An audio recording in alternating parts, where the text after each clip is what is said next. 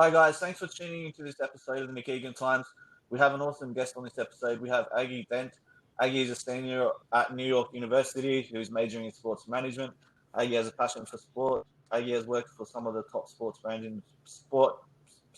brands in the world, including Formula E, FC Bayern Munich, and the Sydney Sixers. Welcome and thanks for coming on, Aggie. Awesome. Yeah. Thanks, Nick, for having me on. How's it all going over there? It's all good here. I'm currently in New York City and getting quite cold here, actually. I'm very happy to be stuck home in my quarantine right now and not out there fighting the cold. So, all good. Okay, cool. And how's COVID affected your life so far? Yeah. So, I think when New York City kind of shut down was around March 11th. And NYU sent us home. So they said, if you can go home, then go. So I flew home probably the end of March. I stayed up here for a few more days trying to just live normally, and that wasn't really working, right? The numbers are climbing. So I flew back to Birmingham, Alabama, and I was there with my family for probably 6, 7 months maybe. And then I flew back up for the fall semester.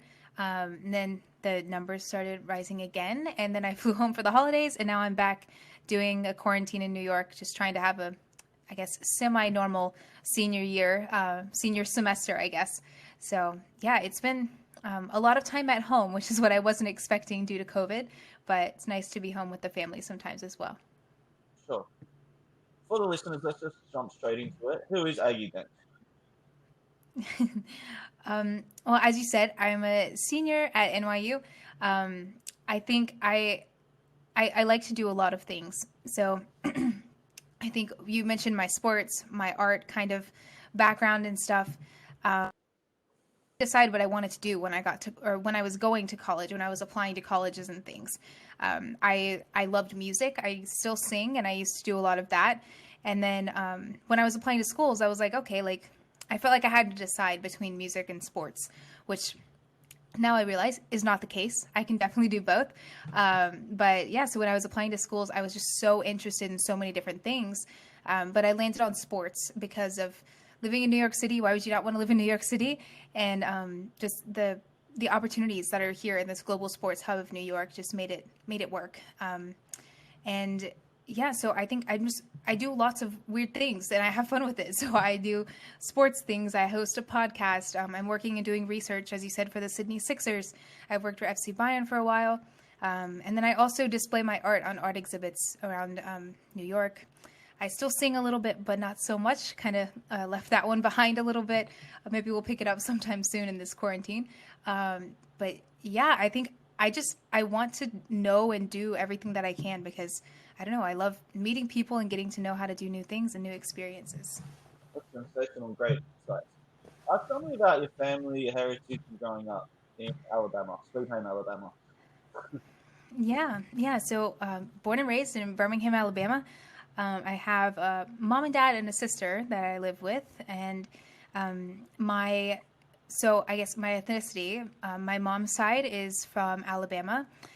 Their ancestors are from Germany and Austria, and then my dad, his mom is my grandmother. She's from Taiwan.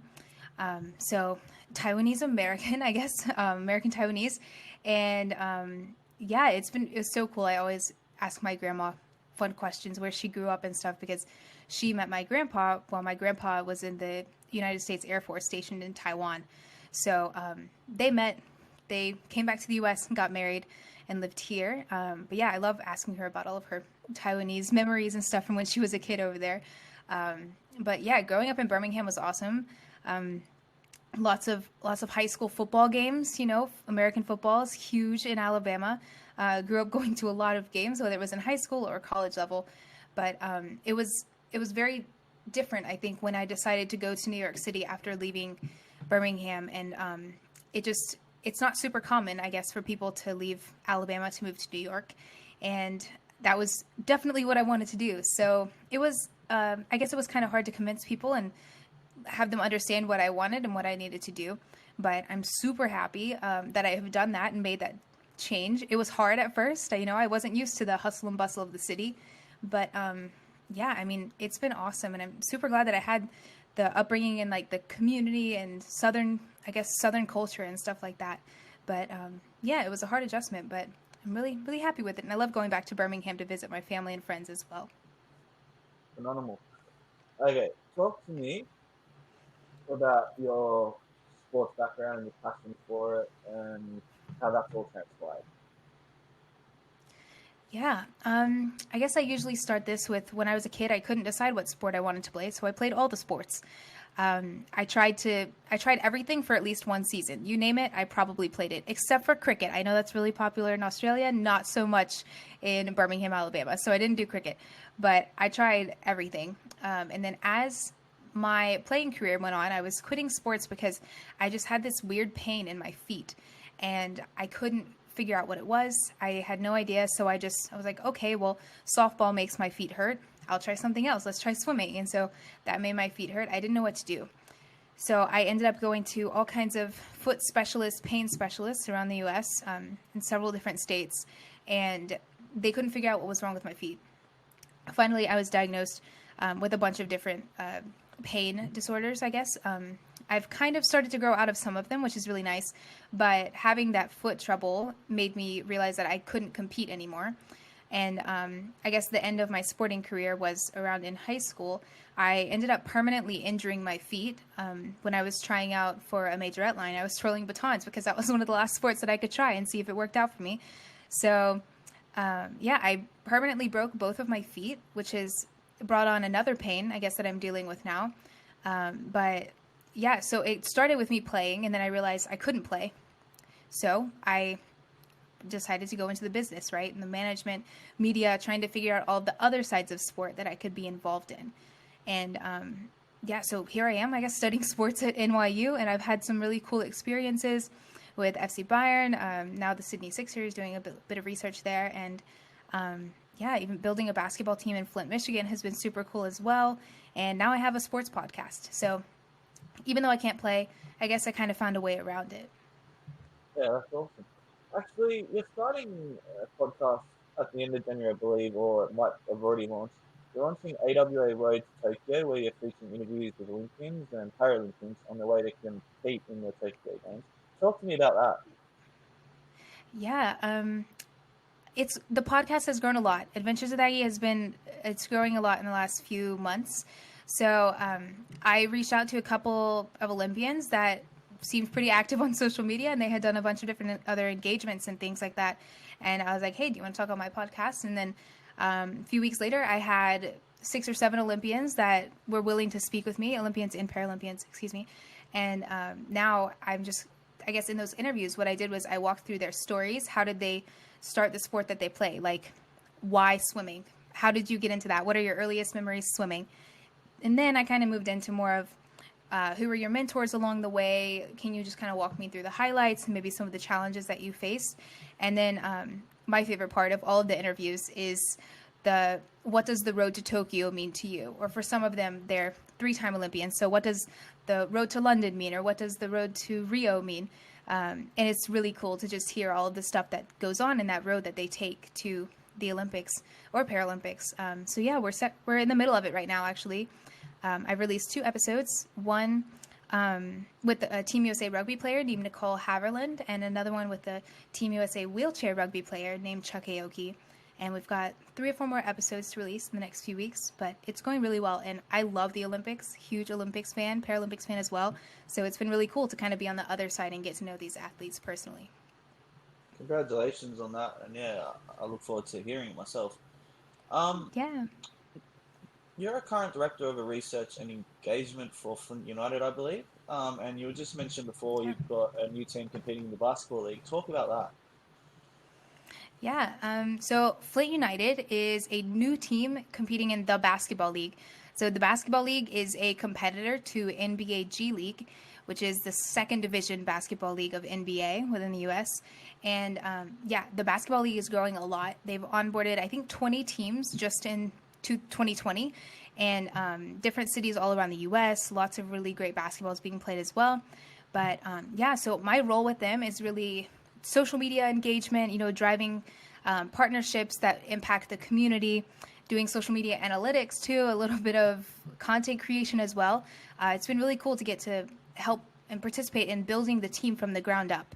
So right now the team, we have a couple more tryouts where we're letting the guys from Flint, Michigan and the surrounding states come and try out to be on our team.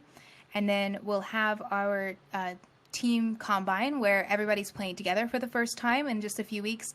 And then our first game is at the end of March. So the season's coming really fast, but we're super excited about it. That's exciting. Yeah. Talk about your creative side. So you're good at art and very creative. Talk about that. Yeah, I think the creative side of my life kind of came from the injury. When I was injured in high school, I realized that there's another way to kind of have that competitive outlet. So that was when I started picking up singing, and I started picking up other fine arts and stuff like drawing and painting. And I was like, oh my gosh, like this is so cool. I didn't know that I could do this. And I really only found that out because I was unable to play sports. So now I guess it kind of started my whole interest in realizing that I could do this further than just a hobby was when I studied abroad at NYU London. I took a British art course. So it was all about like super fancy artists, you know, from 1700s, 1800s and stuff. So I was learning like all of this art, and I didn't think that I could replicate that, but I realized that I could make something else. So I started drawing things. I didn't know that I could really draw that well, but now I do illustrations of different, mostly athletes really, illustrating athletes and commissioning pieces for different teams. I guess most commonly I've produced some pieces for New Amsterdam Football Club, which is a soccer team competing in the NISA League within New York. And I just think it's so much fun. It's also kind of a stress reliever for me, whether it's painting or drawing or things like that. I think my apartment is kind of my own art gallery. I have all kinds of my paintings and stuff all over the walls. It's been great also for quarantine purposes, you know, just getting some paints out and there goes an hour. So it's really cool to see how the hobby kind of developed into commissioning pieces for other people. And now I'm even minoring in studio art. So I have gotten some more formal training from different artists here and professors at NYU. So it's cool to see a hobby turn into something a little more real, I guess. That's really cool. Have you done much traveling internationally or domestically in the States? Yeah, I've traveled a lot in the U.S. and I didn't leave the United States until 2018. So I was 19 years old. That was the first time I left the U.S. But I actually went to Sydney, Australia, with NYU, and I was doing research there on Australian sport and comparing it to women working in sport in the U.S. And then I studied abroad in London, and while I was there, I was able to travel to, I think, 7 different countries just for the weekend, you know, to get a little bit of a taste. And Sure. other than that, I've been in the U.S. most of my life. And what was your favorite place you've been to so far internationally? Yeah, I think I love Australia. I would go back right now if I could, if the borders were open. Yeah. I really enjoyed Switzerland. I spent some time in Geneva while I was studying abroad in London, and it was just beautiful. I loved the city, the people. I don't know, the Lake Geneva is amazing, and I want to see more. I hope that I can travel more in the near future, but we'll see. Yeah, I've been to Switzerland. I love Switzerland too. It's a beautiful country. Yeah, it really is. The mountains, so nice. I love the views. And where would you recommend listeners in your country to go to? Any cities, Ooh, any states? I I love New York. I'm biased. I've lived here for 4 years now, but I love New York. There's so much to do for any kind of person, right? Like, I love being here and everything's closed because of COVID, but I can just walk around and see something that I didn't see the day before. It's amazing. I think there's always something to do here for all kinds of people. I also love San Francisco. I think San Francisco is amazing. It's a very unique city just because of all the hills and the movies that are filmed there as well. There's always a movie site to see in San Francisco. Same with New York. But yeah, I think the San Francisco and like the surrounding area is really interesting because you can go to the forest, you can go on a hike, and then you can go right downtown and you feel like you're in the middle of a huge city, which you are, but it has the nature side of things and also like the super urban feel. So I don't know, I think New York and San Francisco are probably my favorite places, and I would suggest everybody go there. It's great feedback. Not getting too Yeah. political, but obviously with all the changes happening, where do you see the United States generally positioned for the future? Yeah, I think if anything, I see more unity coming. I think there's been a lot of divide in so many things within the last year, whether it's in politics or social injustice issues and stuff. But I think right now the government has even, like, just with the inauguration yesterday, we've seen that everyone, regardless of their political party or any kind of background, religion, whatever it is, they want to be unified. And I hope that it happens. I think we have enough leadership now that it will. It will be more of a focus. I'm not sure how successful it can be and how fast it can happen. I would love for it to be soon. But yeah, I think unity and equality is going to be a huge push, even with new President Biden's, all of his new kinds of things that he's changing just within the last 24 hours. That's a huge focus of his. So I hope we can all kind of get on the same side of any kind of general issue that's happened in the last few months. But yeah, unity, there's a lot of hope too, I think, even when it's related to COVID and other issues. But yeah, unity, equality, hope. Yeah, I hope we're all kind of on the same playing field in the next few months. What's your opinion of the vaccine? Are you happy to get it? Yeah, I want it so bad. I would love to have it. But yeah, I know in New York, at least, they're doing a bunch of different levels, right? So right now, it's essential workers, medical workers, and people over the age of 65, I think, are eligible to get it. Unfortunately, I am none of those things. So I'm not eligible to get it in New York yet. But yeah, I hope that I can get it soon. I hope that lots of people can get it soon. And I think that's another thing that, at least here in the U.S., President Biden has said he's trying to push for more people to get the vaccine faster. So we'll see. But I would love it. If you have one, please hand it over. I'll take it. But yeah, I don't know. We'll see what happens. That's awesome. Aggie, thanks for joining my podcast. I do appreciate it. I wish you all the success in 2021 with obviously all the projects you're working on and you currently got going. And yeah, I wish you all the best. Yeah. Awesome, Nick. Thank you so much for having me on. No worries. Have a great day. Thanks. You too. Bye. Bye.